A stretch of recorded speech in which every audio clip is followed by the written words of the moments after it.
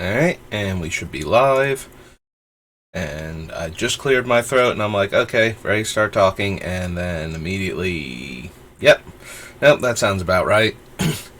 Wouldn't be one of my streams if I didn't, hack and cough at least a little bit. So, we are still working on Ghyrson, we are still working on the Pings Matter version.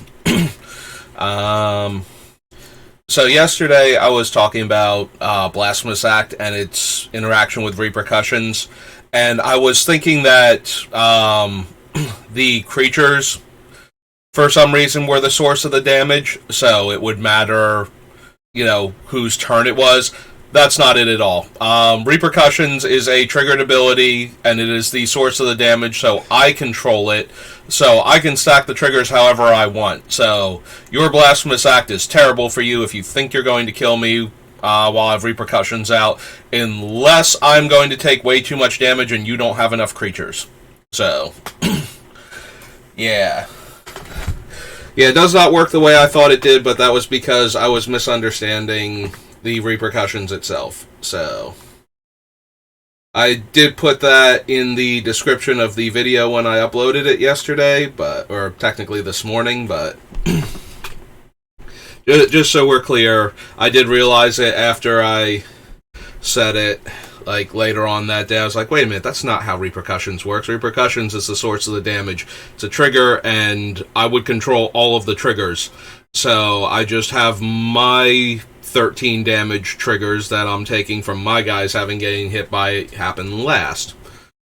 Or first, if I am going to die and everybody else is going to die, because I'm pretty sure exiling me, because I die from the triggers, would take all of the remaining ones off of the stack and let me drag them off with me. So, kind of like conceding, but not actually, letting the rules of the game kill me instead, so that way, if I don't like the person that did the Blasphemous Act to try and kill everybody else because they had no creatures, and I'm just like, you know what, I want to make sure you still have to play a game and actually beat these other people.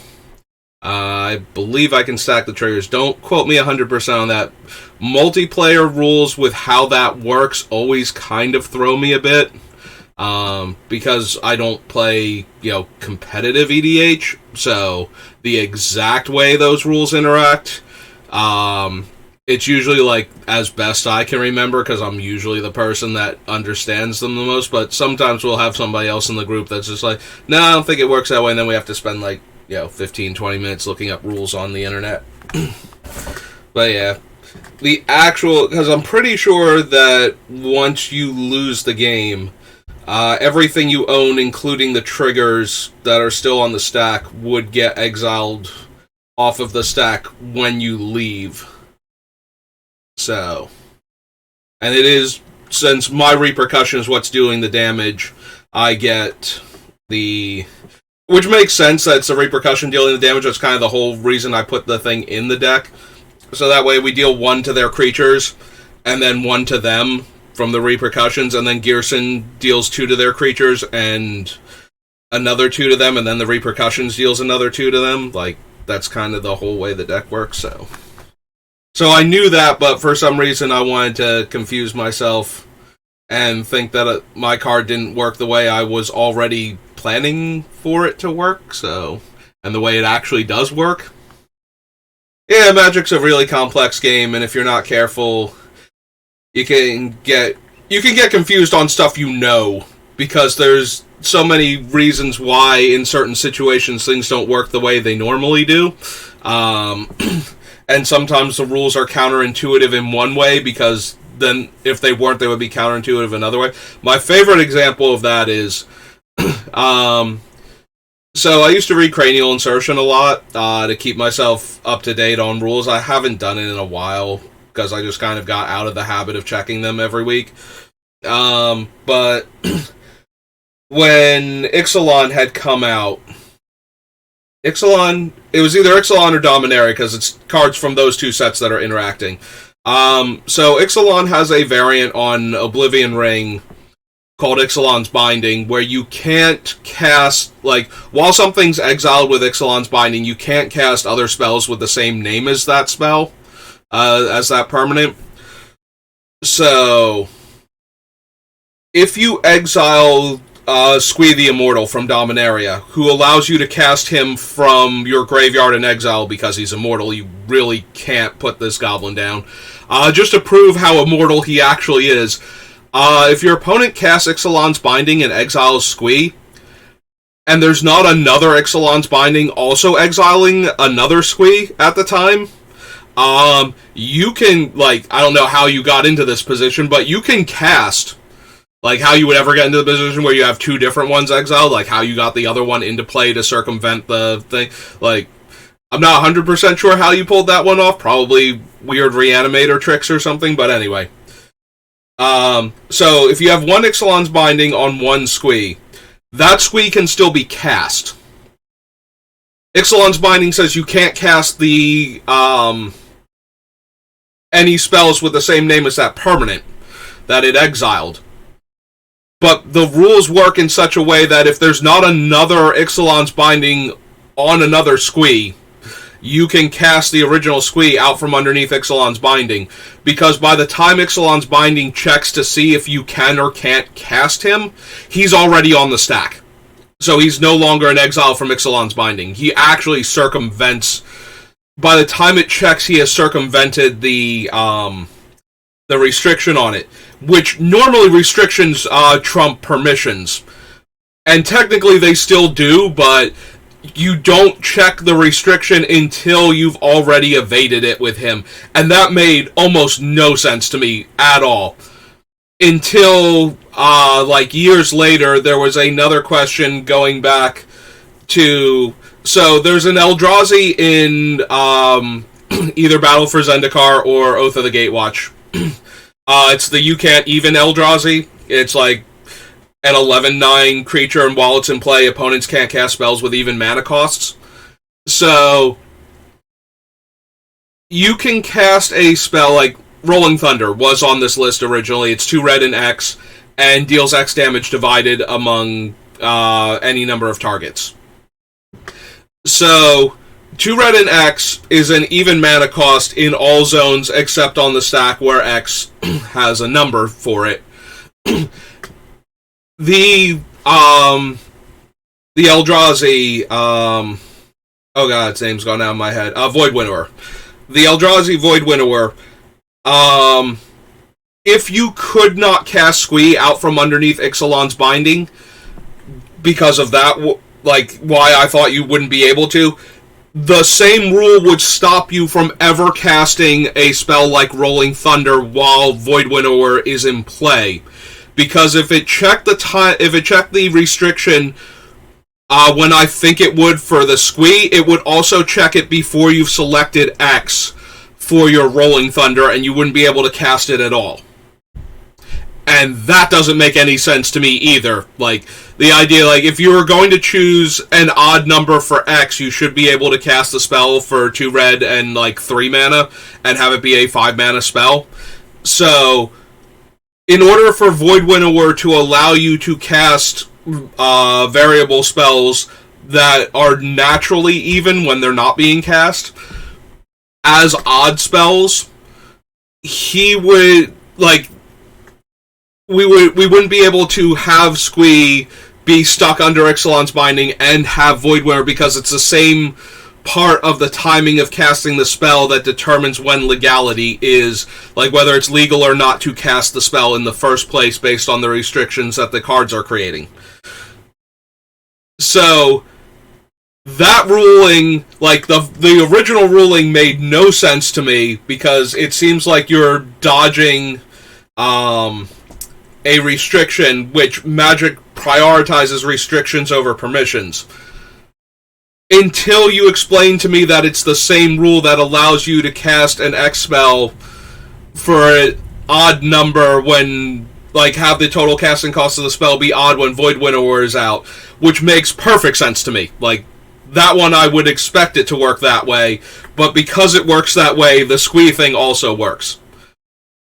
So that's one of my favorite examples of how insanely complex Magic rules get, and how the minutia can kind of, like, you can understand that a rule works without understanding why a rule works, and because of that you can intuit the wrong thing for other rules.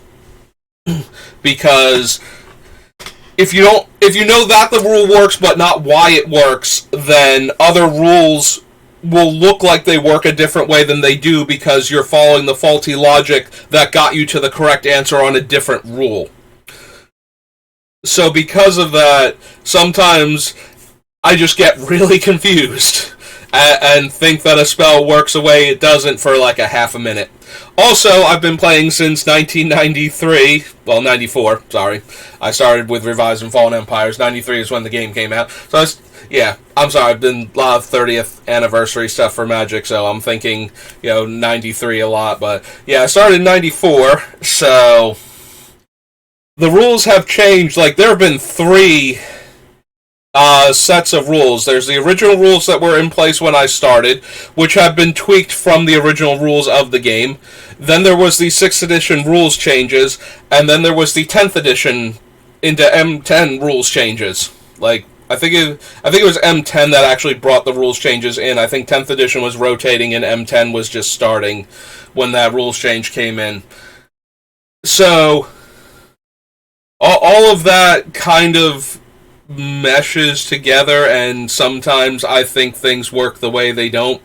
So even though I do have a ton of Magic knowledge, sometimes I genuinely forget that things work the way they do. Even sometimes simple things, like I overcomplicate it by confusing it with a different thing that's also in the game, or was in the game, or, So yeah, Blasphemous Act and Repercussions works way better for me than I thought it did yesterday. And that is how I managed to get it into my head that it didn't work the way it does, even though I was putting it in the deck because of the way it works. So yeah, if you're wondering how I can botch the rules that hard, like, go from, this is why this card is in the deck, to, I don't think this card works that way, while still keeping it in the deck because I still want it to work the way that it does. That is how. Like, Magic is an excruciatingly complicated game, and sometimes you just kind of forget that the rules work the way they do. So, don't feel bad if you've ever accidentally forgotten that a thing works the way it does, because everybody does that, even when they know better.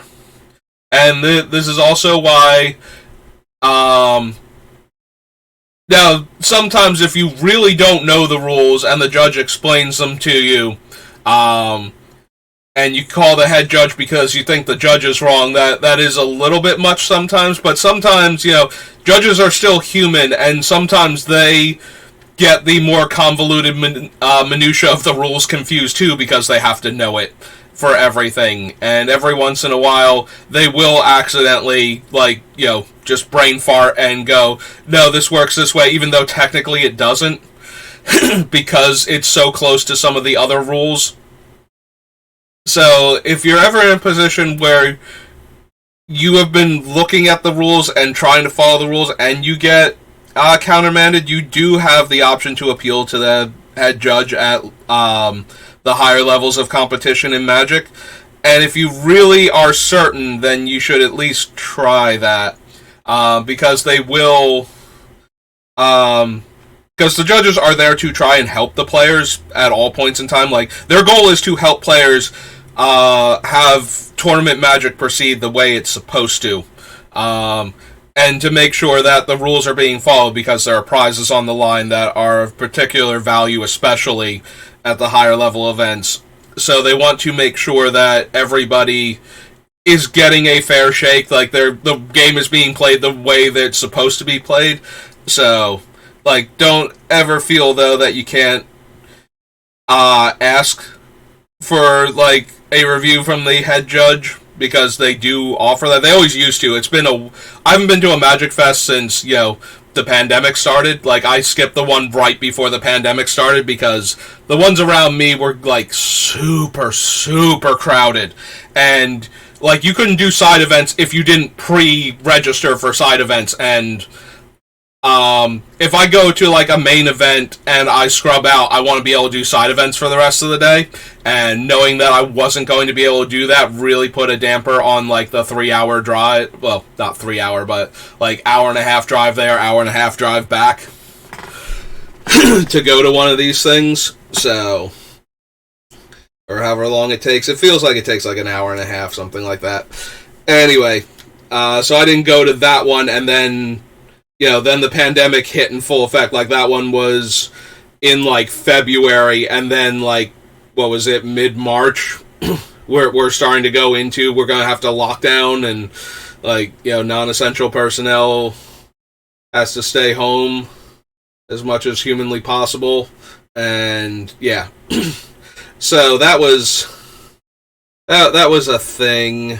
So, I haven't been to one since then. I think they have started doing them again, but I have not. Like, I know they've started doing events again, but I don't know if anyone in the area has had an event this year or has one coming up next year. Because it would be, we just started doing, like, the newer model where we moved because it would have been, so last year it would have been like Crimson Vow, except Crimson Vow got moved way closer to Midnight Hunt than it normally would be, and then we got, like, the other set, like, sooner after that in Neon Dynasty. So I guess Neon Dynasty technically would have been when they would have done the event, but I was going away at the time, because I didn't get to go for my 40th birthday, so I went for my 41st birthday instead on my big vacation plans.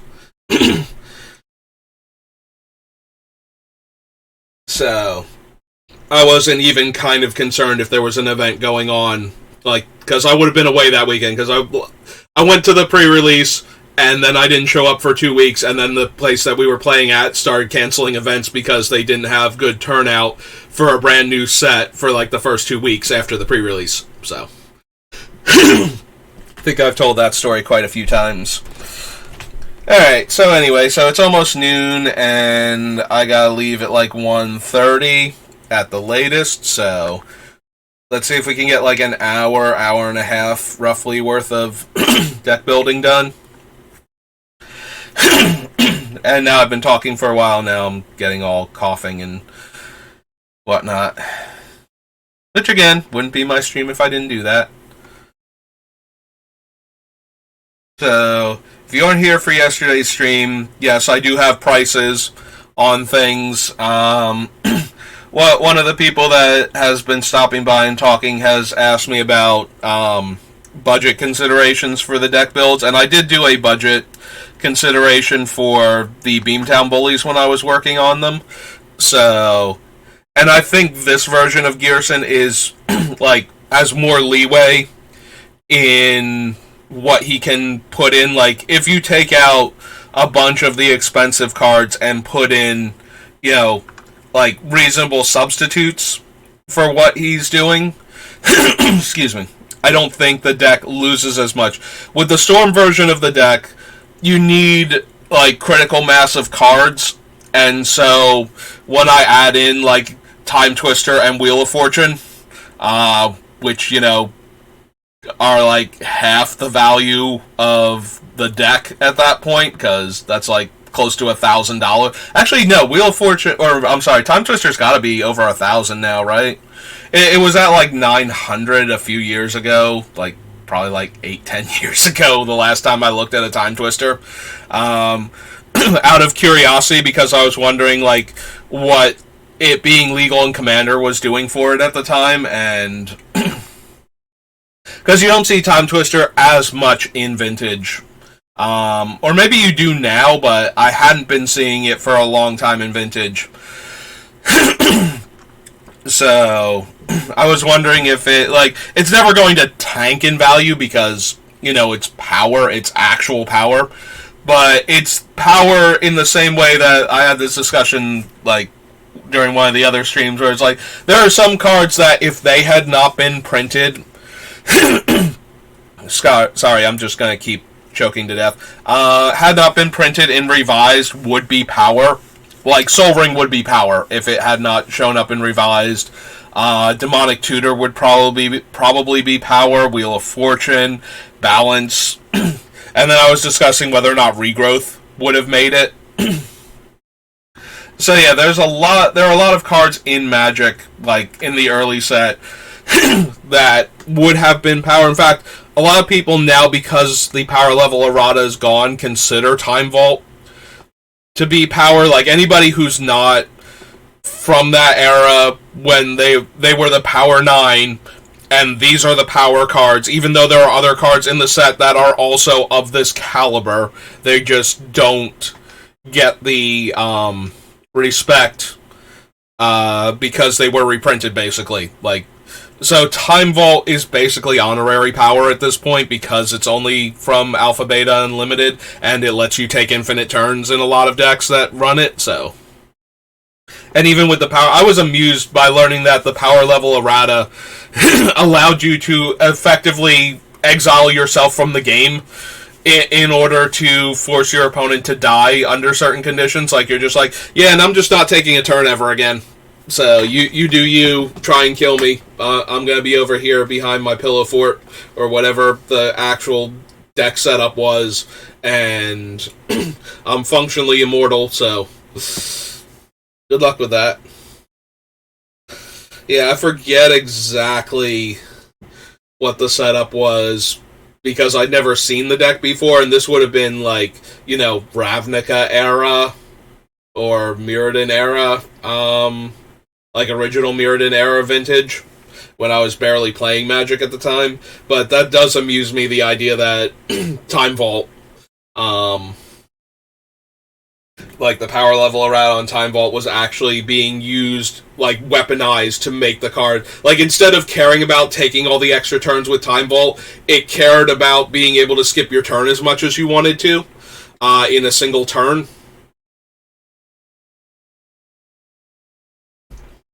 Oh, that's what it was. It's like, so skipping your turn untaps the Time Vault. So you could activate the Time Vault. It wasn't that you were skipping your turn. I'm sorry. I did actually hear this, and then I kind of forgot about it. It's not taking the extra turns that matters. It's the fact that you were untapping the Time Vault. So I think Flame Fusillade, the card that was in this deck originally, that gives all of your permanents tap to deal a damage, that's what it was. It's that you had infinite untaps on Time Vault. So if you cast Flame Fusillade, you just skipped 20 turns and dealt 20 damage to your opponent. And then if they needed more, you skipped more turns until they were dead. So that's what it was. Sorry. It just suddenly popped right back into my head. It's like, I saw this like a week ago, and I was very amused by the idea that the power level errata on Time Vault had turned it into a weapon that it wasn't normally supposed to be, and that amuses me. But yeah, it was Flame Fusillade was the win con for it. You give the Time Vault the ability to deal a point of damage, and then you skip your next turn to untap Time Vault, and you tap it to deal a point of damage, and then you repeat. And it doesn't matter that you've skipped 20 turns in a row. Yeah, it's not that you are immortal, it's that your opponent dies that turn because you have infinite damage. Okay, I feel a bit better now that I've remembered how that combo worked, because I was amused by the concept that the power level errata on Time Vault had turned it from, like, it was supposed to nerf it, and it had somehow made it powerful in a completely different way. And I was thinking that was the ability to skip your turn, but you always had that in Chronotog. Yeah, Chronotog let you skip your turn, and eventually the Chronotog Totem also.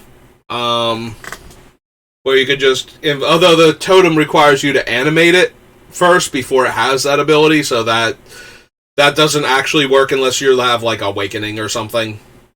Seaborn Muse, yeah, one of those type of effects. So that way you keep getting your mana back. But anyway. But yeah, it was the fact that it untaps itself for free by skipping your next turn. Hey, it's like almost 12, now it's like a minute before 12. And I still have not made a single cut, and I'm barely paying attention to the deck as I'm scrolling through it either, as I regale with stories of the wonderful misadventures of Time Vault.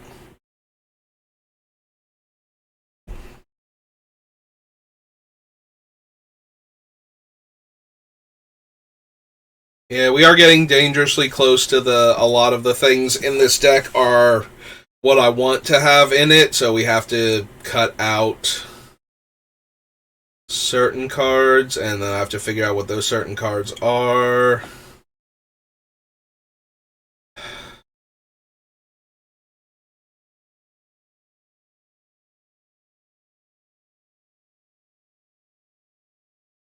Like, I do. There's a part of me that really super wants to keep the cast a spell, make a creature comes in, deals the 1 damage thing. Like, I kind of really want those cards to stay in the deck. So, like, maybe we wind up cutting a few of the other cards that, like, Blister Spit Goblin gets to stay in because we're not trying to storm off all in 1 turn, so the 1 mana that you have to spend every time to tap him is less ridiculous. Like, the Storm deck is not going to be able to generate the mana necessary sometimes to be able to pay for this this gremlin while casting all of its spells, but since we're less concerned about Storm in this version, like, we still have the cards, but that's more because we'll probably cast, like, 2 or 3 spells in a single turn. And if we cast 2 or 3 spells in a single turn, and then we have one of the Storm cards, like, I'm okay making, like, 4 to 8 goblins, or, dealing, like, 5 extra pings with, Grape Shot or something. And Thousand Year Storm just, adding to the... If I cast 2 spells in a single turn, then I get that second spell again.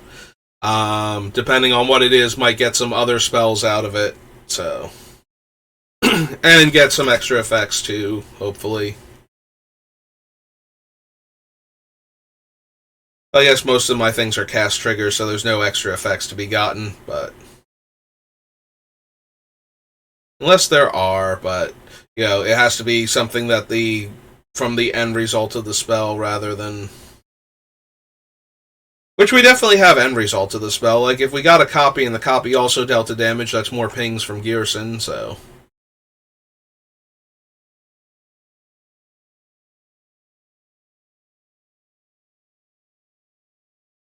Roastmaster, Imperial Recruiter, Inferno Titan... Founder Firebrand, Young Pyro, Polymorphous Jest, I kind of want to keep. Yeah, out of the 2 most expensive cards, the Repercussions and Chandra Awakening Inferno are the 2 I most want to keep in the deck. But... like, technically, we don't need Fury specifically, or... Spellseeker or any of them. I'm going to keep them on the list, but we will at least go into what else you can run instead of them. Similarly, Dockside Extortionist. I don't think any of these are necessary unless you are, like, playing super competitive Commander. If you are playing against a lot of really competitive decks, like the power level is really high, you're going to want a bunch of these cards because... Again, the reason they're so expensive is because they're really good at what they do. But you don't need that power level. Again, like, if you're playing against players that have precons with, like, 20 cards swapped around, you're going to destroy them with this deck without any of the, like, $50 plus cards for the most part. Like, none of these are super essential to the deck. And Repercussions is only clocking in like $20, and so is the Chandra. So those are like the 2 money cards that I feel like you really super want in the deck. And I'm going to be amazed if I get to a part where either of them I consider cuttable, trying to get this thing down to like the 60-ish cards. But yeah, I don't think we need like Dockside or even Rhystic Study for like that level power. So...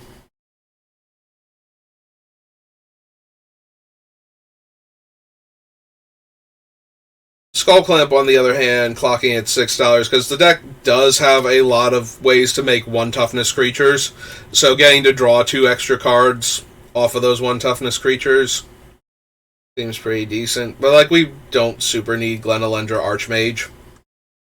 I have her in here because she's got good utility, and she becomes a 1/1 flyer after you activate her once, so it actually lets her deal more damage.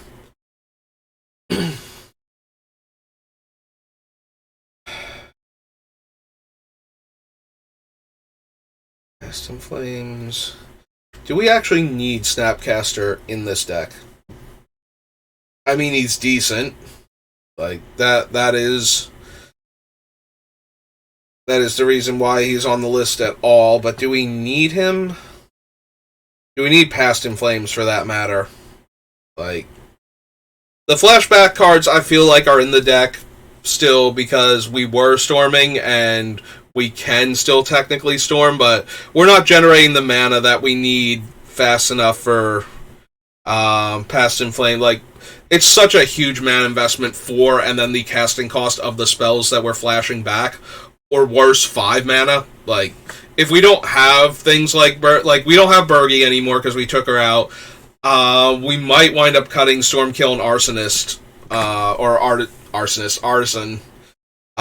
So without those to make tons of mana for casting the spells, I don't think we actually want Past in Flames.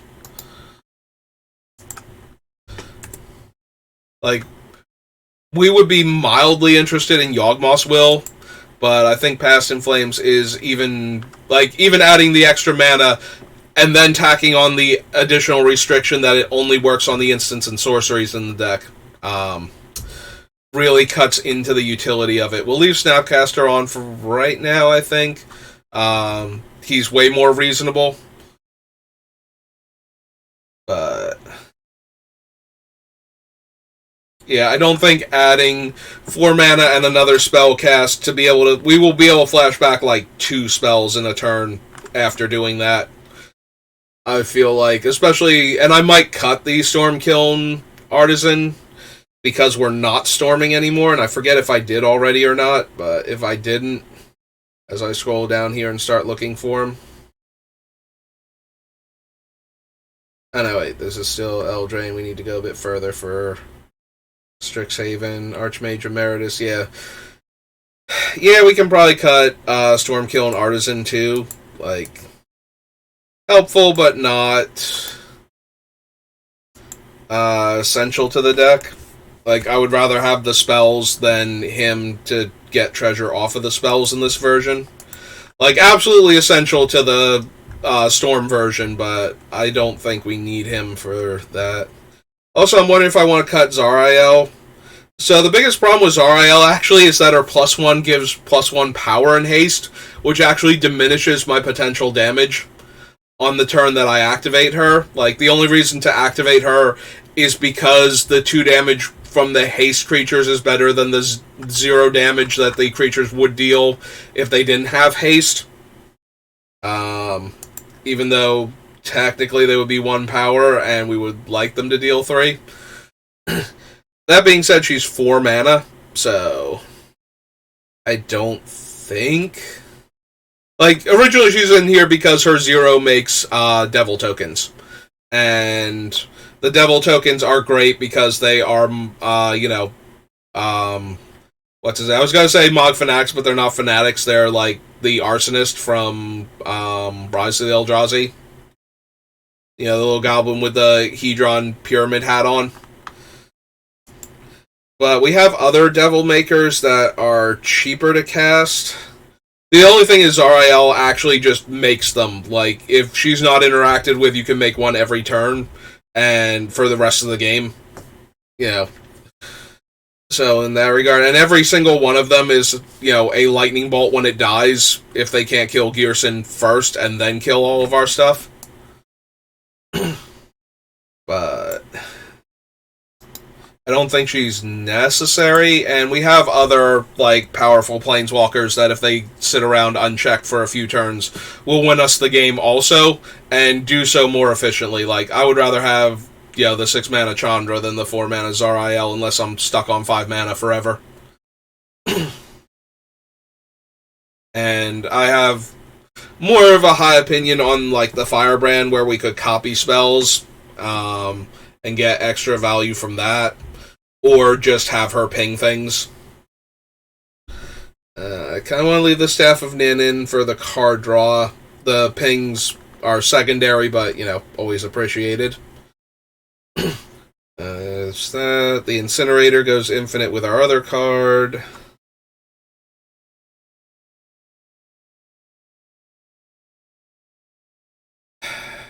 I don't know if I want to keep, all of the pingers, or not all the pingers, sorry, all of the copiers for all of the things, so that way when we ping, we get, 6 damage instead of the 2 damage, because we have 4 different ways to clone Ghyrson that are non-legendary. We have Sakashima, the original one, which has a different name. Then we have Spark Double, Renicus' Vile Duplication, and then we have the new Sakashima that makes the Legend rule not work properly for us.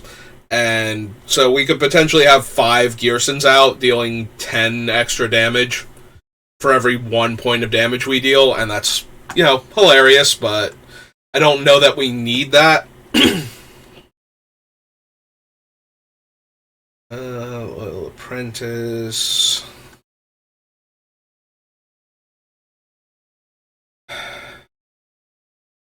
The 2-mana 2/1 has haste, and beginning of my combat, I get a 1/1 Thopter with haste as long as Ghyrson's in play. So it's making more 1/1s with flying. I mean, it's okay. It's not great. The fact that they are evasive creatures, so we're getting the extra. We're actually getting in for the 1 damage against certain players. The ones without flyers, and the ones with flyers, they need to have 4 toughness creatures in order to survive our 1/1 Thopters. Also, it's not like this deck can't find another point of damage or 3 for, the 4 to 7 toughness creatures.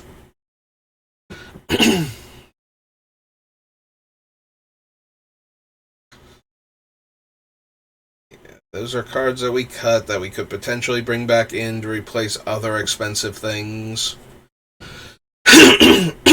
Alright, so I've got all of, 2 cards so far that I've picked out that are not essential for the deck, it feels like.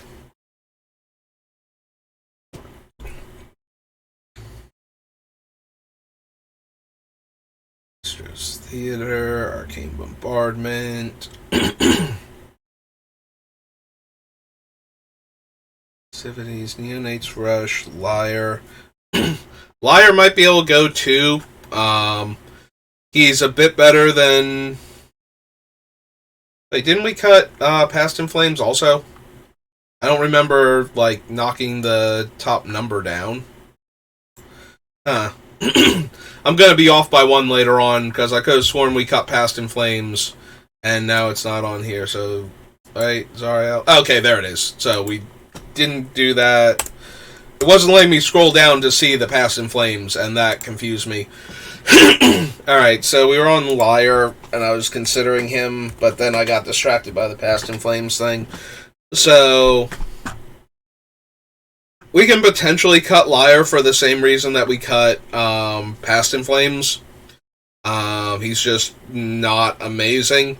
In order for Liar to do anything, we basically have to cast him with 8 mana available, so 5 to cast him and 3 more mana. Because a lot of our spells are, about 3 mana for, deal a damage, draw a card, make a 1/1, that sort of thing. They're all 3 mana and less, so we probably need about 8-ish mana when we cast him. 5 to get him into play, and 3 so that when he resolves, we can immediately cast a spell and get value out of the spell. Sorry, I just apparently cannot clear my throat at all. Worse than normal. So... if we want to get value from him immediately, we have to be able to cast a spell after he resolves and we get priority back. And I don't know that we are going to have all of that mana lying around. The deck does not seem... The deck is mana hungry, but it's less mana intense. Like, a lot of the individual spells are relatively cheap. Most of our top end is in, like, the 6 mana range. So the only time we need tons of mana is to cast multiple spells in a single turn. And even then, casting, like, 2 spells in a turn is usually going to cost us, like, 6 or less mana. Because most of our spells are, like, 3 mana and less for, like, the instants and sorceries. So, I'm wondering if I just want to cut Liar. Because he's more expensive. Because this guy's going to eat a removal spell, like, 95% of the time when he comes down.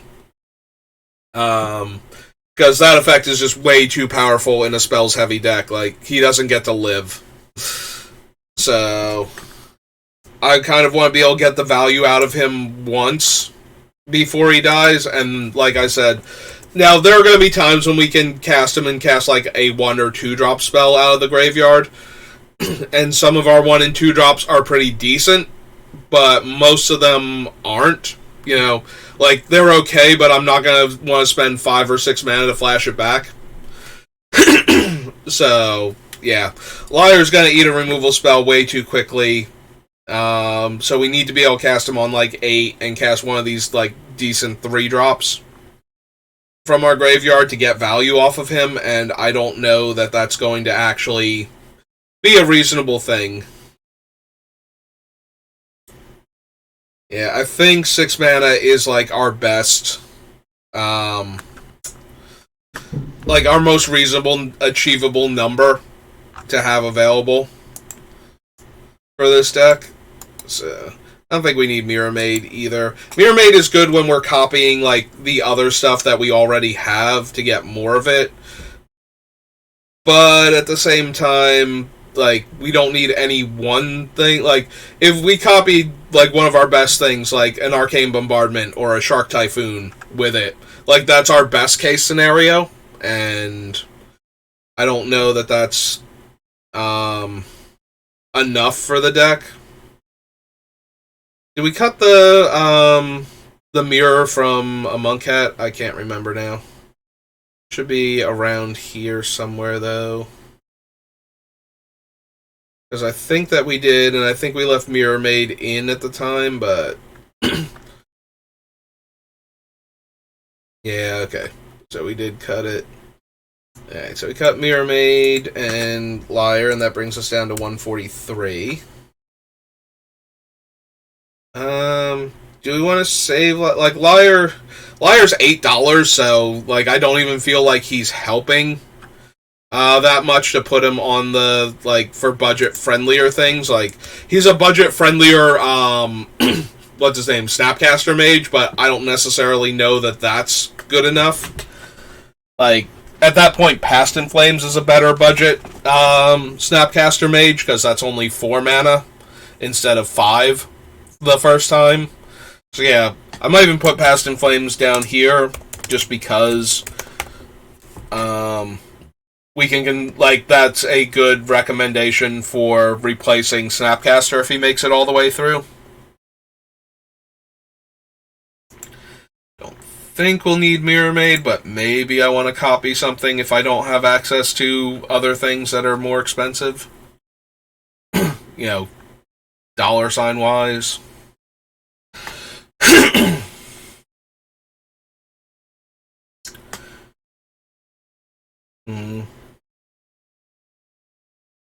Yeah, I don't know that this is an extravagant replication deck. I am amused by it. Like, if we can get one of the non-legendary copies of Ghyrson making another one of him every turn. Seems like it would get very out of hand very quickly. So I'm kind of amused by that.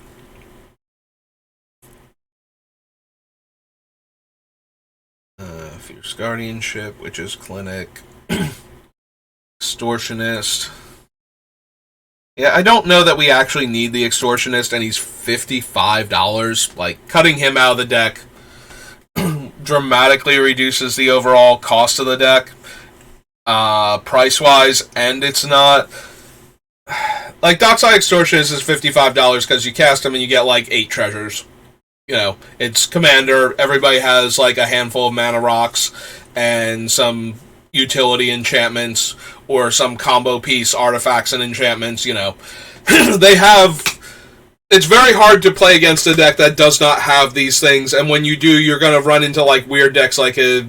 what's its name? The Collector from Ikoria, where it cares about you only having one card type in your deck and makes them all cheaper.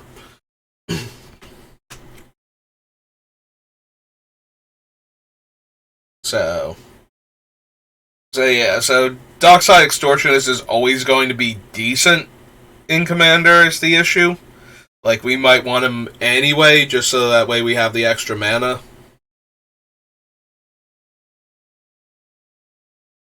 We don't have any ways to, like, take full advantage of him, like we don't have any flicker effects or anything, but...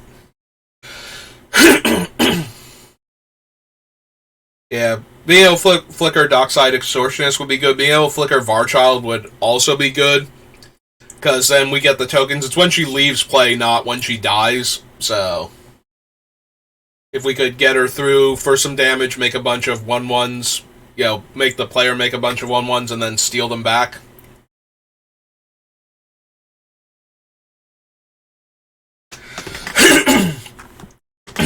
Alright, well, I will think about Dockside Extortionist. The problem is if we cut any of the clones, then we can't do the duplication either, because we won't... I mean, we can do it, but we have to copy other things, not Ghyrson, so we'd have to copy something that's like, when a creature comes in play, like the, not Aftershocks, the one from Khan's block, where it deals the damage when a creature comes into play, and then we just make more of them, so that way one creature coming into play has, like, 5 triggers that deal 1 damage. It's not quite the same as having multiple Ghyrsons, though. Like, the Ghyrsons are more exponential with all of our other stuff if we keep cloning him, whereas the other things are more additive for the extra damage.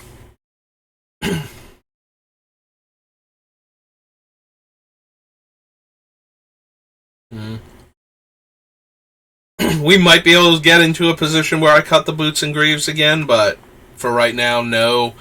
We still have, like, the Niv Mizzets, the Inferno Titan, like, a bunch of larger creatures that I would want to protect and possibly be attacking with as soon as humanly possible, so...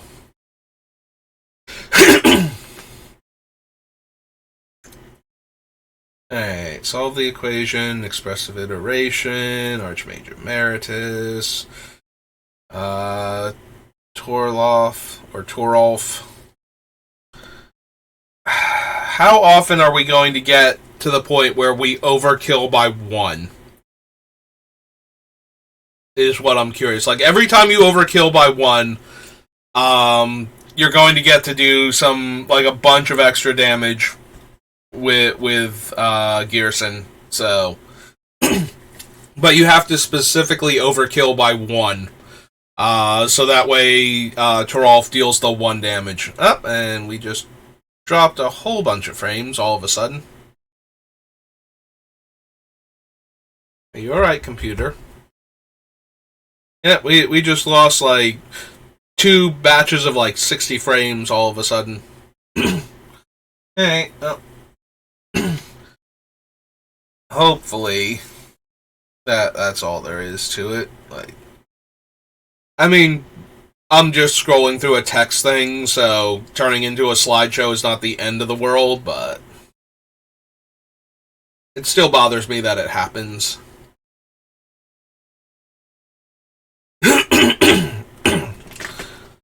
Hey, just cannot clear my throat.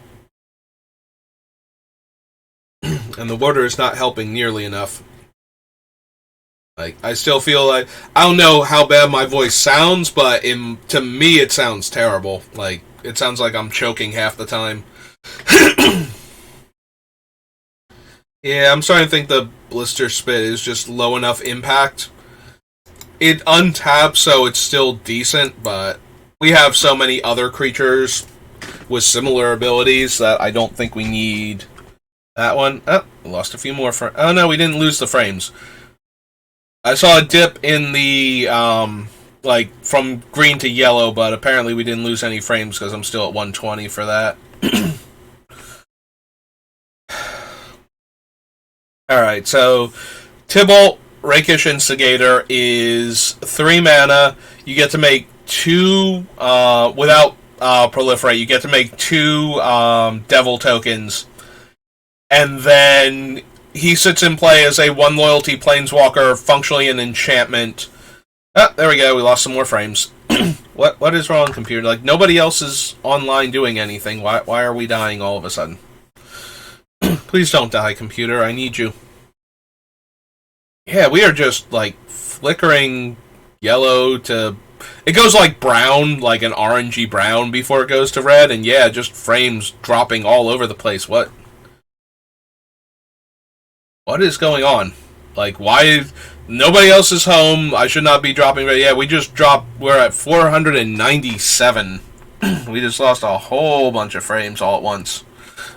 That's like triple what we were on before. Okay. Back to green again. So anyway, so Tybalt's going to make 2 1/1s that die to deal a point of damage. And while he's in play, opponents can't gain life. Is the other half of him. So... Is that worth a card? He's like 3 mana, I think, for this one. Right. We duplicate tab. Go back and we go Tybalt.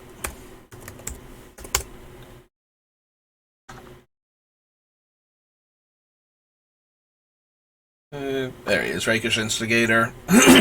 Yeah, he's 3 mana. You get 2 devil tokens, and opponents can't gain life. Like, we have no proliferate, so we're not going to be able to add any more counters to him. And there went my frames again. Listen, computer, I don't know what else to tell you. I can't make you stop losing frames on me, but I don't know where you're dropping them to. Like, why we're... My computer is like the person at the beginning of the infomercial that's in, like, grainy black and white. It's like, help, how do I hold all of these frames as they're, like, falling on the ground because they're, like, carrying them in the most stupid way possible? Like, they're trying to drop them. Yeah, no, that's you right now, computer. I said it. What are you going to do, drop more frames on me? How many frames can you drop? You're over 800 now. And still, yeah, I give up. Like, literally, I'm the only person home and on the internet. I have no idea why I would even be dropping frames, and it just kind of started happening, and we're gonna... Like I said, it's not the worst thing in the world if I become a slideshow while I'm just scrolling through the card text, but it's super annoying, because I want to do other stuff with the computer, and, you know, for streaming. Like, I would like to add Opera Omnia, and down the road, the missing link for Kingdom Hearts when it comes out. I am looking into getting, like, a new, like, better router, and, you know, when I go to order the capture card for the tablet, so maybe that will help, or maybe my internet is just not as good as I thought it was, but because I'm just randomly dropping frames with nobody else on the internet, and nobody home even, I think, so that's just weird and obnoxious. I don't know, such is the life of a new streamer, and sometimes an old streamer too. Sometimes, you know, and I think that would be even worse, is if you've been doing it for decades and then one day it's just like, nope, my computer just decided today that, you know, these frames, and just throws them on the ground.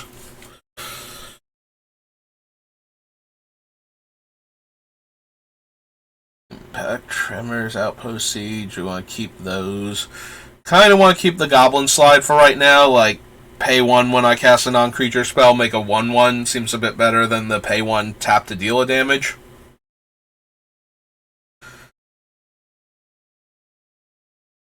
Because we have all the other things that can trigger off making a 1/1 too. And all the things that trigger when that 1/1 attacks.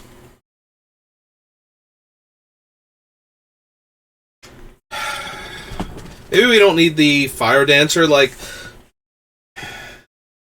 Although, with the repercussions, this would mean that if I dealt 1 to the opponent, I would deal 1 to their creature, and then Ghyrson would shoot them for 2, and then the 1 damage dealt to the creature would deal 1 damage back to them, and then Ghyrson would shoot the creature for 2, the repercussions would throw the 2 back at their face, and then Ghyrson would throw in another 2 for the 1 that the repercussions just dealt.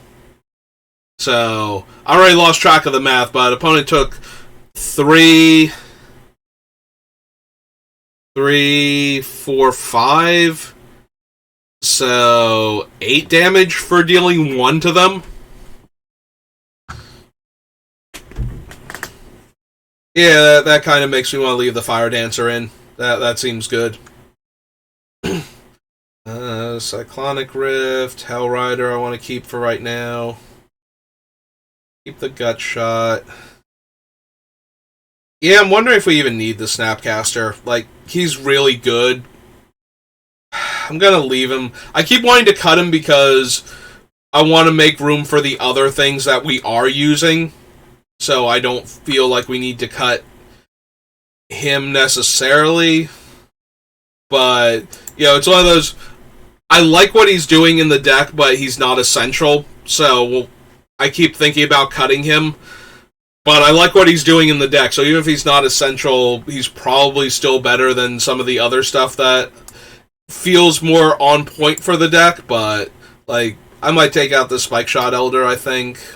It's 3 mana to deal 1 damage with the effect, and we're not generating huge amounts of mana anymore. Like, the Spike Shot is fine to have, like, literally fine to have just lying around as a way to deal damage. To spend our mana. Like, it's a good mana sink if we have mana left over, but we have other stuff too. Real quick, what is the Obsidian Fireheart actually, like, casting cost-wise? Like, I never bothered adding in its game text, so... So it's a 4 mana, 4/4, and has the activated ability as 3 mana. So I think that's okay for what we're doing anyway. So yeah, I'm thinking mana sinks when we're cutting the Spike Shot Elder. I'm like, how much does it actually cost to activate this guy? And it's 3 mana, so he's a 4/4 elemental.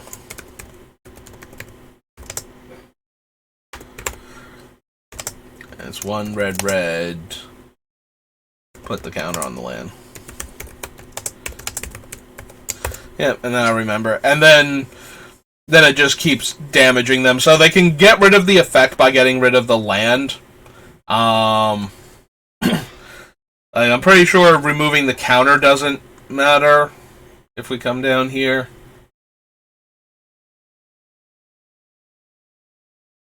Oh no, it does actually need the blaze counter, not the...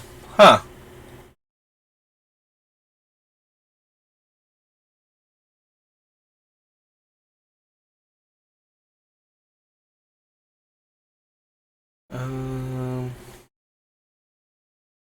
Here's the beginning of the upkeep. If all blaze counters on a land... Hang on, I can't read it with my other thing in the way. Are moved to a different land, the trigger ability doesn't follow them. The first land no longer has the ability because it no longer has a blaze counter. The second land doesn't have the ability because Obsidian Fireheart didn't target it. Land ends up with more than 1 blaze. So it does need to keep the blaze counter in order to have the effect. So those random cards that we were using in Braids to remove counters in case we wanted to, like, down tick the smokestacks or make cumulative upkeep easier to pay. Yeah, all of those are still, like, able to get rid of this ability without destroying the land. I don't think we're going to run into that all that much. But it is something that if players are trying to do clever things like dodge cumulative upkeep or remove problematic counters from their things, we might run into that. Still, I think it's a better mana sink than the Spike Shot Elder for the most part. Aside from the fact that the Elder can hit creatures, so, but we have a bunch of things that can hit creatures. So, the biggest thing is to, give this thing Death Touch or Wither. But I don't think we need to do that. We'll leave them on the, budget consideration list as, a replacement for, what's its name? Walking Ballista.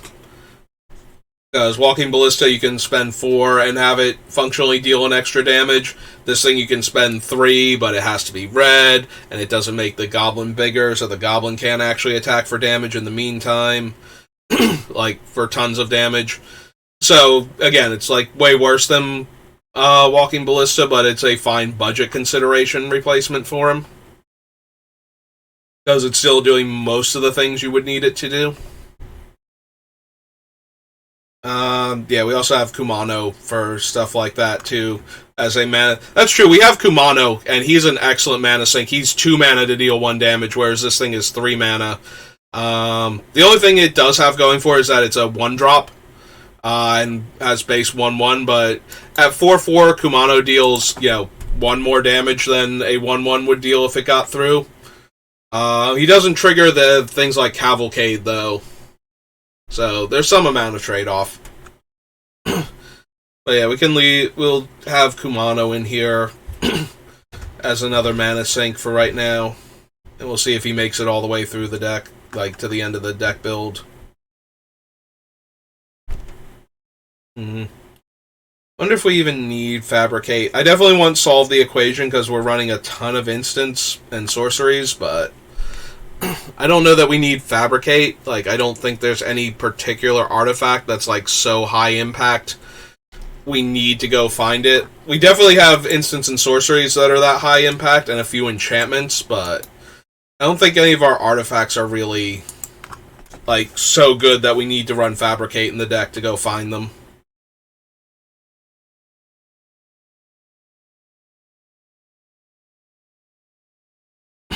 Engulfing Flames, Fire and Ice, Zap, Ristic Study, Misdirection, Close Quarters. Yeah, maybe we wind up cutting the Battle Strain too. We might even wind up cutting the Close Quarters, I don't know. I kind of like having one of them in the deck, so that way when we do get into a position where we have a ton of 1/1s and the opponents can block, it actually hurts them to block. And the Close Quarters is the strongest one of those by far. Searing Touch. Build Scroll Rack. We might not need Scroll Rack. We do have the traditional all of my fetch lands strategy going on, which always helps with that. Yeah, I hate cutting the Scroll Rack. Could also be Mog Fanatic. He's only a 1 mana 1/1, and he can only deal the 1 damage once. And he's not getting a whole lot of other triggers by himself. We get more out of, say, Make Mischief or something than we do have Mog Fanatic. So we can probably go ahead and cut him too. That's 5 cuts now. Bombardment stays. Fervor for right now. Sickle Tutor can stay in. Merchant Scroll stays in. Alright, so this is 5, 2, 3, 4, 5. Alright, so 138. And then we come down here for our budget options. We'll definitely put the Spike Shot down here. I don't think the Mog or the Fabricate are particularly what we want in this deck. The Spike Shot Elder maybe. I don't know that we're going to need either of these two. They feel more like they're being cut for redundant cards than they're being cut for, we have a better version in the deck already. Spike Shot Elder, though, does feel like we have better versions in the deck that that are expensive, so we might want an alternative to their price range.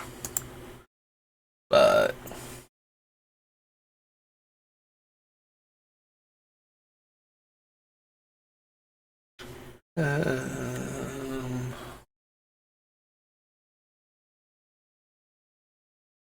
Extravagant replication. I keep coming back to the replication, thinking we're going to wind up cutting this. Like, we're probably going to wind up cutting all of the cloning effects for Ghyrson. For the same reason that we're cutting all of the cloning effects for the cool enchantments and things that he's doing. Like, for the things that will deal a damage. Like, I don't think we need any of them that badly. Although, out of all of them, I think I like Extravagant Replication the most. Like, even if I'm not copying Ghyrson, copying the other things that go with him, it's just that copying Ghyrson is probably the best thing it can do, if it could. So, leaving in the cards that would allow this thing to make copies of Ghyrson after copying with the one thing that, you know, isn't legendary. But that still means that the original Sakashima is not great for that.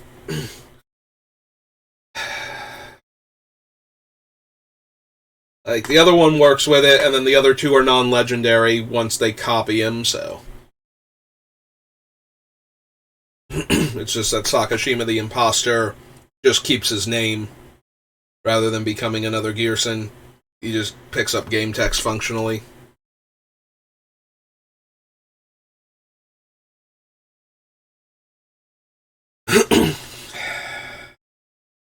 I like the effect of Varchild, but she still has to get through. She's a 3-mana 3/3.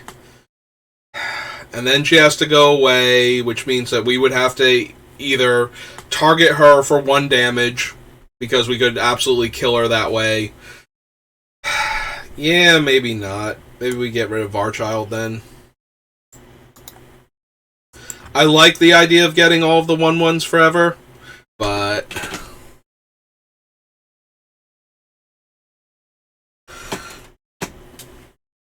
yeah, I don't know what's going on with the internet. I'm up to, what, 2,664 frames dropped? My god. Yeah, I usually don't keep close track even when I am dropping frames, but I wonder what my record is and how much I'm going to break it by in just like the next like less than half an hour.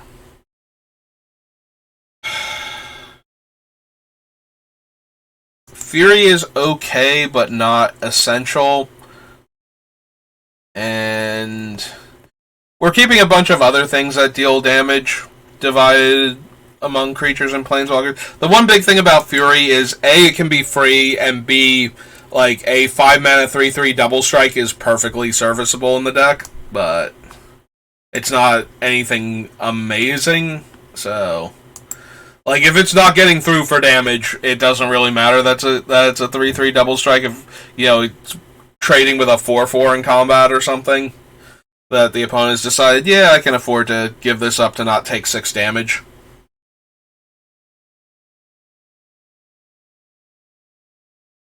Like, I think it's doing less than some of the other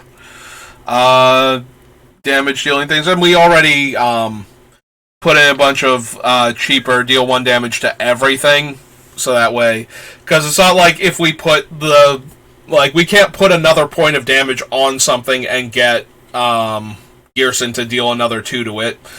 So we can either kill a 4-drop or deal 3 damage to like 4 different targets. And they all have to be creatures or planeswalkers for Fury. So yeah, the ability to cast it for free if we needed to is really good, but that's about all he has going for him in this deck. Like, he's on point, but we have better options for the actual damage.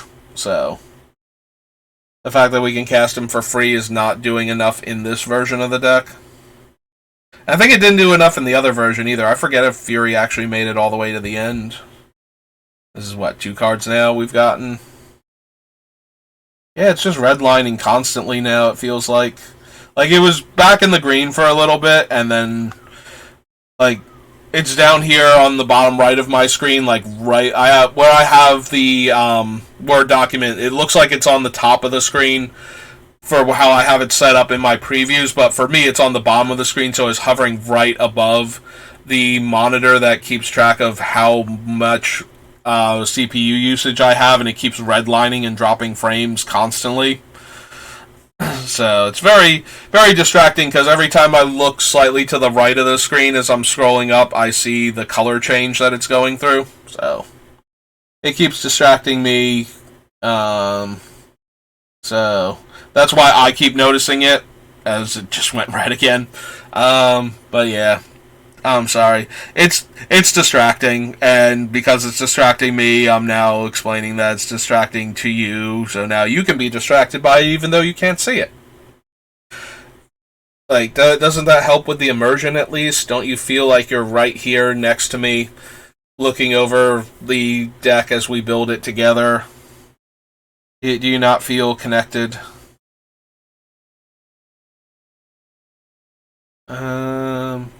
Yeah, I want to keep all of these. Maybe we can lose the implement. We need the cantrip versions a lot less. It's still red and 1 deal of damage and draw a card at sorcery speed, basically. So it's like 1 mana less than the other ones, but it's not triggering all of the casting instant or sorcery deal a damage cards. So I think that's good enough to get rid of it. Like, there aren't enough of them that are specifically non-creature as opposed to instant and sorcery. Yeah, like Metallurgic summons is instant sorcery, Maniform Hellkite, Shark Typhoon. So all of them are instants and sorceries. I'm pretty sure Young Pyromancer and Murmuring Mystic are also instants and sorceries to make the 1/1s that will then trigger our other things. So yeah, we can probably go ahead and cut them.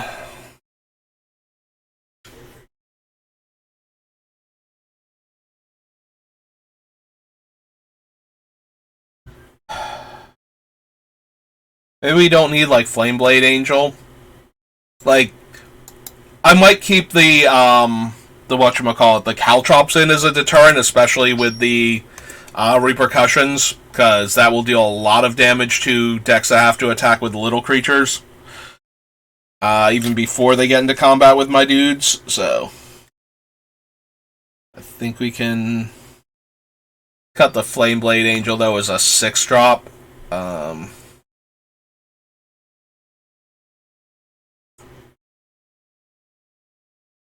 It would trigger each time, though. Like, if I block with, like, a 1/1 on each of their guys, that's, like, 5 sources. Like, I put my 5 1/1s on your 5 attacking creatures. That's 5 sources of damage dealing...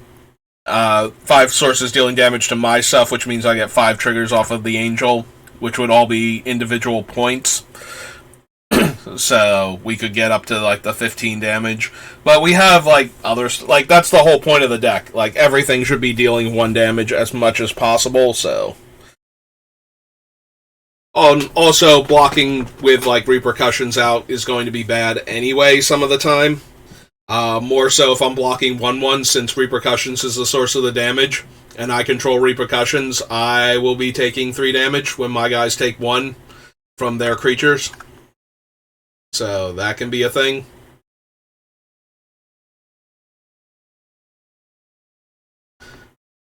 So yeah, potential for a double-edged sword, but like Kamal says, I don't know why everybody complains about double-edged sword like it's a bad thing. It's a sword with 2 edges.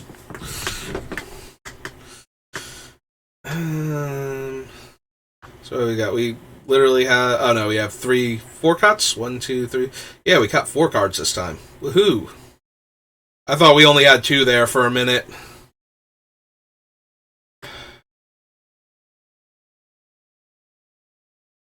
Hissing Iguanar's any creatures. The Devil from Jumpstart is also any... Okay, so both of them have the same basic game text. Maybe we don't need, what's its name then?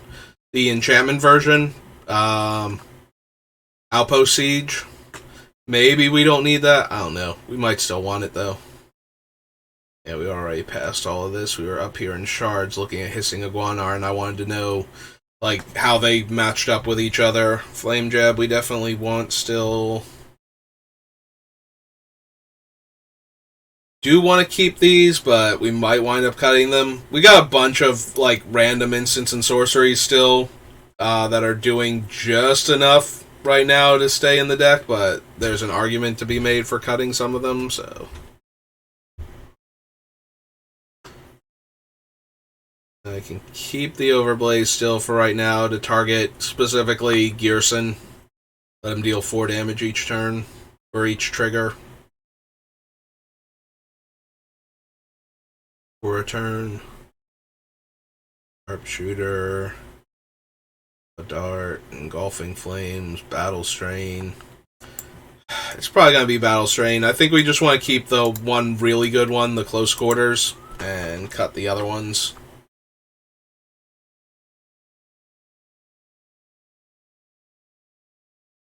Yeah, the fact that I can deal 1 to any target with Close Quarters makes it so much better than the deal 1 to the defending player.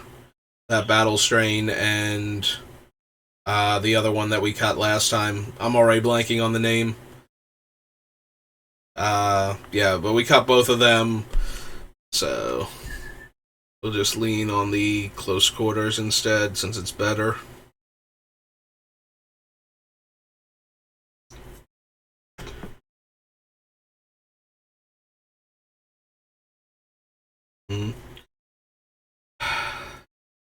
Aether Sting is okay, but it does give the opponent more control over when they take the 1 damage.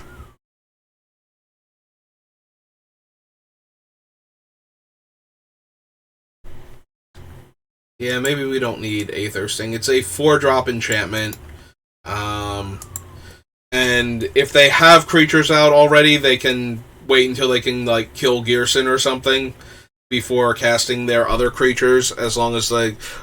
And if it's a decent enough creature, like it's actually going to be a problem, like taking the 3 damage, like that time is probably not going to be too bad. The only time Aether Sting is like really going to be brutal is like when they're down below like half life and they start taking 3 damage just for casting creatures, and then those creatures die. Like, we're already making creatures kind of a liability with the other stuff that we're running, so maybe don't discourage them from casting creatures any more than we already are. Touch and Whispers stay in. Fervor's still there for right now. Alright, so 1, 2, 3... 4, 5, 6... 6 cards. 132. Alright. Don't really need Implement, I don't think, or Flameblade Angel, Battle Strain, or Aether Sting. Yeah, I don't think any of these are, like, stuff for the budget consideration. Like, I don't see putting any of these in to make room, like, when we make room with some of the other stuff that we're going to take off, so... Yeah, I think we're just safe to clear at that point.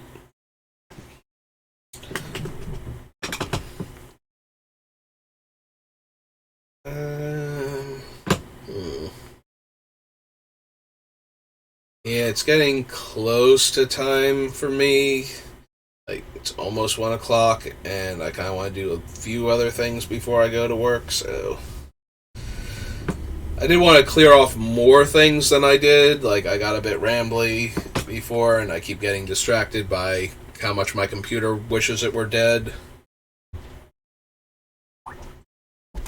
Like, seriously, new computer, you're crying at me way worse than the old one did, and the old one was like, 15 years old, and it only really wanted to die when I tried to turn on Arena. Which I haven't done in the past couple days, so... Should probably maybe consider doing that for the last half hour that I'm home. Just to do some dailies.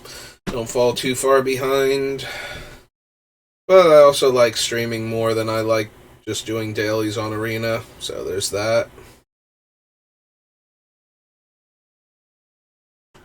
Alright, so where are we at? We're at 132. Finding 12 more cuts is going to take too long. I would really like to be at like 120. That'd Oh, excuse me, that'd be really cool if we were already down to like the 120 and then we only had to do like half a deck's worth of cuts. Cut, like literally cut it in half and then we have a deck. And just King Solomon this deck real quick. Yeah, I'd be the one that's like, no, I don't want to cut all these cards. And then King Solomon would be like, then you are the true builder of this deck. Also, you can't run this because it's illegal. So it's like, ah.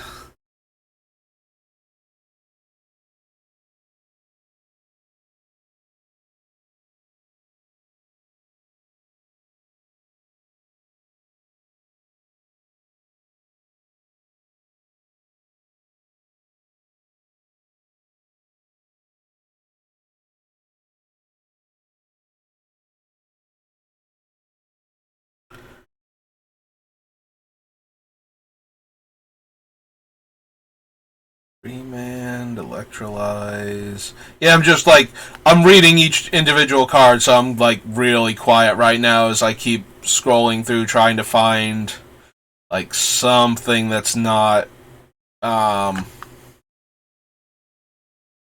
gonna hold its place. We do have a very low average casting cost, but we also, anybody can hit a land at any point in time. Although Research the Deep might not be worth it in this deck. Maybe we just want like Whispers and Think Twice and whatnot as our like cheap cantrip spells. Also, I don't know that we need the cantrips that aren't damage based now that I think about it. Like, I was leaving them in because that gives us some card draw to find more action, and it works well with things like the Thousand Year Storm and whatnot. But maybe we just need the ones that deal damage only as the card, like single card draw. We can probably leave Whispers in just as like a one of thing that we can use to draw extra cards, and that we can cast like as a 1 mana thing before we Thousand Year Storm or Grape Shot in a turn. Like Searing Touch we leave in because it's reusable 1 point of damage and can be used to deal a quick damage when we need it to add to the count. Although maybe that can go too. Like we have other stuff like that, like Flame Jab, and we have not Pyrotechnics, the one from the Replicate one, where we can just dump all of our mana into it. That are probably just more efficient than this thing. I'll let it stay in for right now, but I think we can cut some of the other like one-use card draw spells that aren't dealing the like. We'll leave in the single point of damage ones because they're fine. But I had a whole bunch of things in here that are just randomly drawing me cards, and that's more of a residual from the Storm version of the deck, and I think Pyromatics. That's the one I was thinking of before. So maybe we just cut. Like, we don't actually need Think Twice or Research the Deep.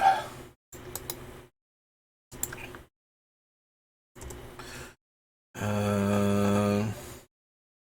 you have any other random card draw that isn't tied to dealing damage?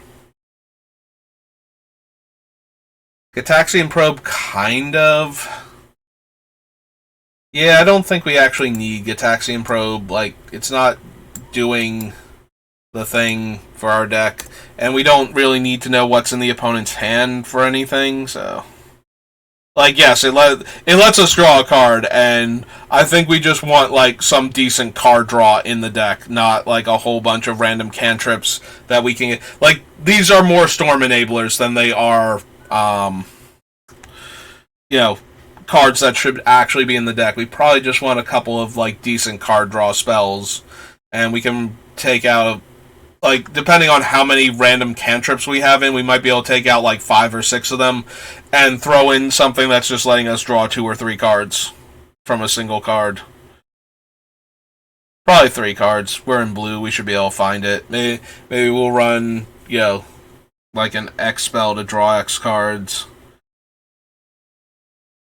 Like, maybe an Expansion Explosion or, just like Old Stroke of Genius.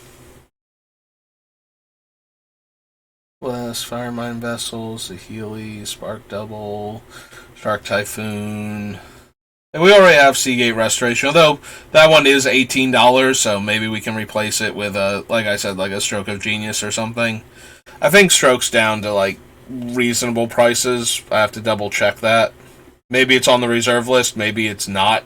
Because we do get a lot of triple blue draw X cards anymore, but I think they're all triple blue to stop them from just getting run in like every deck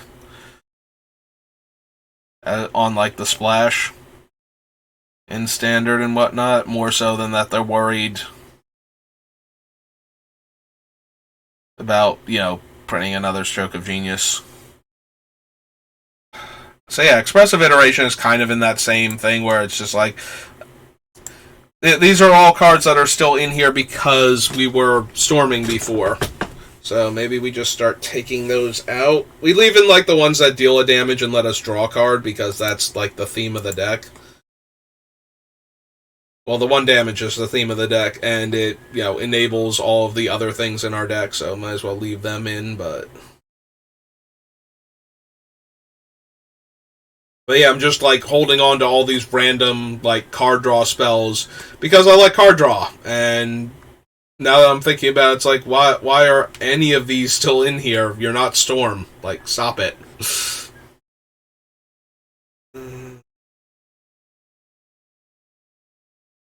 Like, yeah, but I still have all these things that when I cast a spell, I deal the damage, so I want those, and I want to keep chaining them right, and it's just like, kind of, but, we don't need to do it all in one turn, so...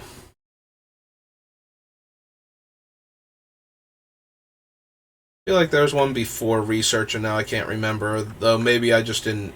So research is 1... Twice is 2. Okay, 3 and 4. Alright, so we cut 4 more cards out. We're down to 128.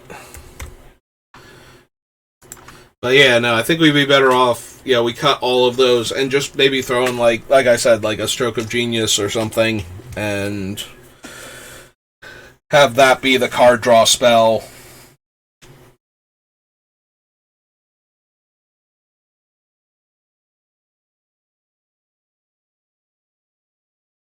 Like, we have enough tutors to go get a card like Stroke, so we just run that, or...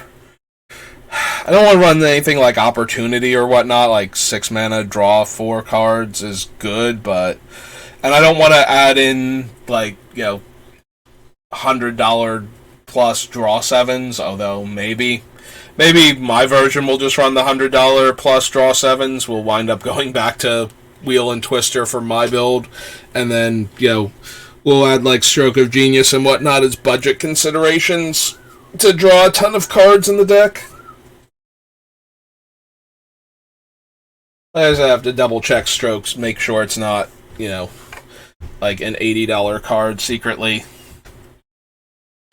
Because I can never remember exactly what's on the reserve list, and considering how Stroke of Genius kind of was like one of the focal points of the combo winter decks, like their actual kill card, it might have gotten reserve list status because of that. They already put Tolarian Academy on there and Cradle and whatnot. They might as well throw some of the other broken cards from the rare slots on there.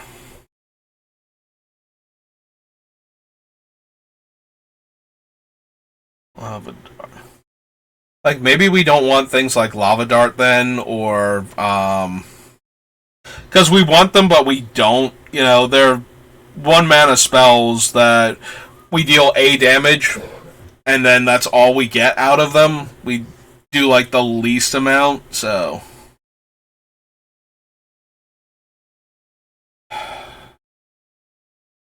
Like, we probably don't need Engulfing Flames.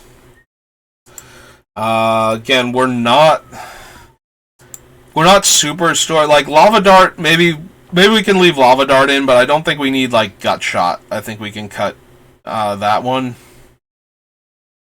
There's probably a couple other random deal 1 damage things that aren't doing things like drawing us cards or letting us do it multiple times that are on this list. And as I'm saying this, like, every one we've passed so far has either been able to do it multiple times or draw us a card. But there's got to be, like, one or two more on here. Like, maybe we don't even need the other, like, the flashback one, because... I mean, this one technically makes a little dinky creature that goes with our other stuff. So, I guess I can say, but yeah, I don't think we need Gut Shot. We probably don't need Geist Flame. Oh, excuse me, Geist Flame either. We'll go ahead and cut that one.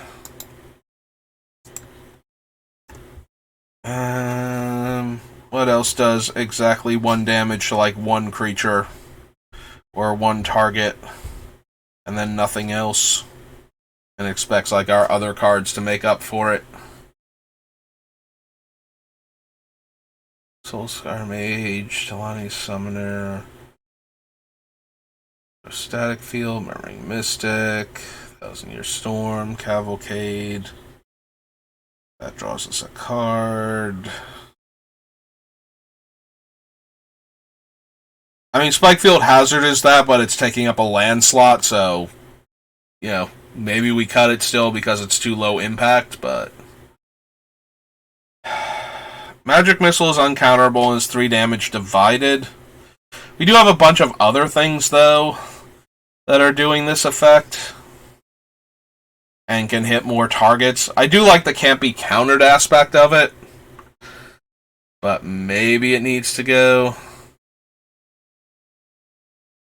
Just Witty Roastmaster. Any other, like, 1 damage and do nothing else. Like, not repeatable, or only repeatable exactly once type of thing. Yeah, maybe Lava Dart needs to go too.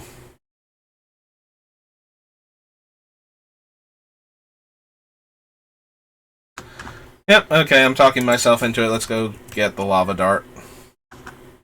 And then that's 4 more cards cut. And we'll keep all the ones, like I said, the ones that draw us cards or are repeatable. So that's 4 more cuts. Almost at my self-imposed pie-in-the-sky goal of getting down to 120 cards. Yeah, I think that's going to have to do it, though. We're past 1 o'clock now. If I keep going, I won't have time to do anything other than get ready for work. And still dropping an inordinate number of frames, but again, it's obnoxious to me, and I can't, like, ignore it, but at the same time, we're scrolling through text boxes. I don't think that's the end of the world if I drop frames. It's just, while it's not a problem now, that it is happening is going to be a problem if I try and do other stuff with the computer for the stream, so that's really frustrating, but... Alright, so that's going to do it for me today. Thanks for watching. I hope you're enjoying this build of Ghyrson. I think so far it's going better than the Storm version, but we'll see what it looks like when we cut the other 64 cards off of it. And all of a sudden, like, it has to lose half of its remaining cards still. So, I might do another quick count, make sure that's where we're at, but... yeah, it's going to do it for me today, so thanks for watching, and I hope you have a good rest of your day.